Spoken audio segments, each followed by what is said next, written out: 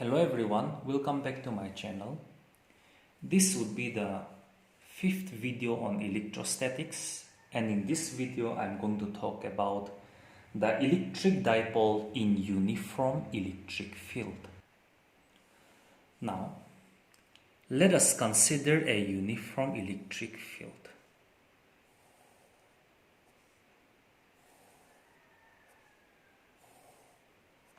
So a uniform electric field E. Now, let us place an electric dipole inside this uniform electric field. Now, electric dipole is a system of two equal and opposite charges separated by a certain distance apart. Say the distance to be 2a. So we are going to place an electric dipole inside this uniform electric field.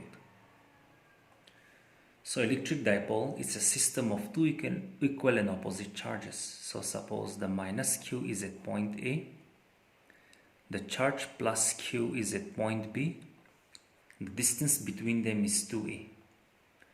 Now let O be the center of the dipole. Then the distance OA will be now A, OB will be also A. Now,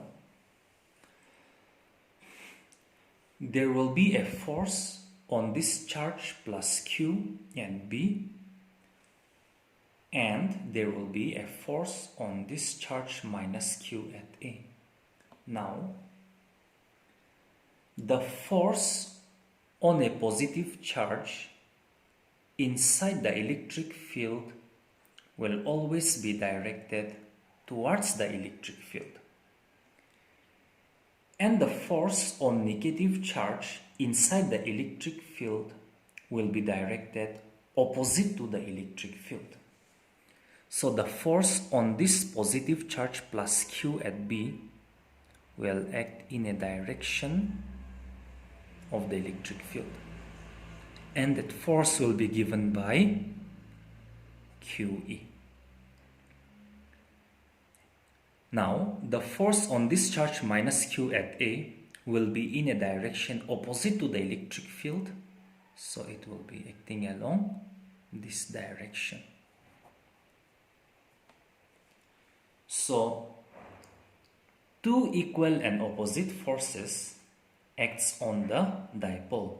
In that case, the net force on the dipole will be equal to 0. Now, here, since the dipole is being acted by two equal and opposite forces with different lines of action, means both the forces are not acting on the same line. In that case, the dipole will have or will be in translation equilibrium but not in rotational equilibrium. So, as the dipole is being acted by two equal and opposite forces, the dipole will start rotating about its center of mass. So, that is O. So, the dipole will start rotating about the point O. So, point O will be the axis of rotation. And that gives rise to the torque on the dipole. So now the torque, denoted by tau, is given by force into the perpendicular distance. Perpendicular distance, okay. So if you are finding out the torque, okay, due to this force, then the perpendicular distance will be the distance from this force and the axis of rotation. Now let us say that the dipole, suppose this is your uniform electric field E, okay. Suppose the dipole makes an angle theta with the uniform electric field E. Then in that case, this angle will also be theta. Okay, this angle will also be theta. Now, so there will be a torque, okay, due to this force, and there will be a torque due to this force. So we are going to find out the torque due to the two forces. So now the torque is defined as the product of force and the perpendicular distance. Perpendicular distance of this force to the axis of rotation. So if we draw the perpendicular force, then in that case okay, let me redraw this figure again.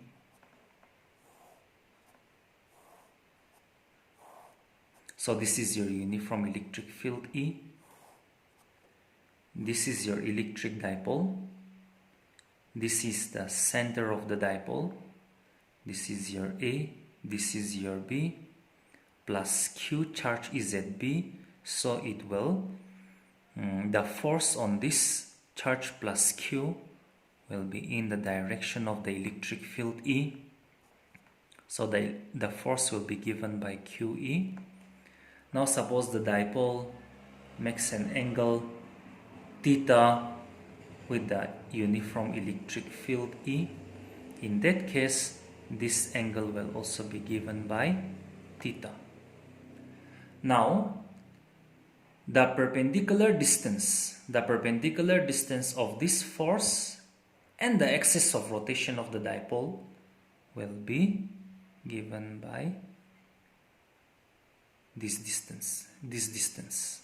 Okay, will be given by this distance. Now we know that if the dipole is of length 2a, the distance OB will be a, the distance OA will be also a.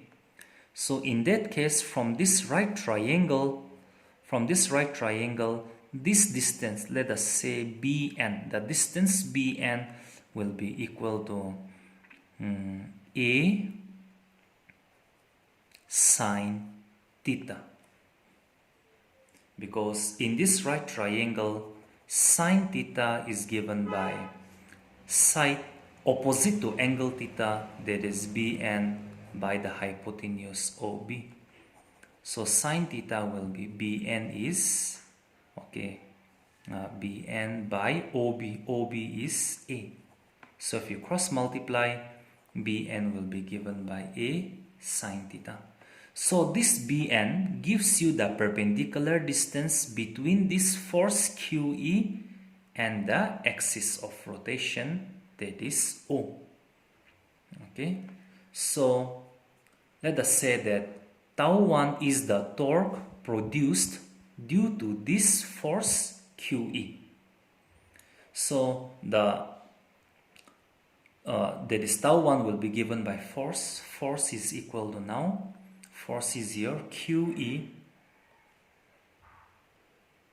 So the force is QE and the distance is A sine theta. Similarly, there will be a torque due to this force. It means due to the force on this minus Q placed at point A. So the torque due to the force minus Q at point A, let it be tau 2. And torque is defined as the product of force and the perpendicular distance. That means the perpendicular distance of the force and the axis of rotation, that is the point O. So the perpendicular distance between this force and the axis of rotation will be given by this distance, that is, suppose say AM. Now AM here, okay, OA is equal to A, okay. Now if this angle is theta, this angle will also be theta. So AM is the perpendicular distance between this force, okay, and the axis of rotation. So in that case, okay, using the similar method, AM will also be given by A sine theta. So tau 2 will also be given by force is QE. Okay, magnitude of the force is QE and perpendicular distance is sine theta. Therefore, the total torque, okay, on the dipole tau will be given by tau 1 plus tau 2. So which is equal to tau 1 is QEA sine theta plus tau 2 is also given by QEA sine theta. So we add them, then we get 2QEA sine theta. We can arrange this one in the form of Q twice A E sine theta.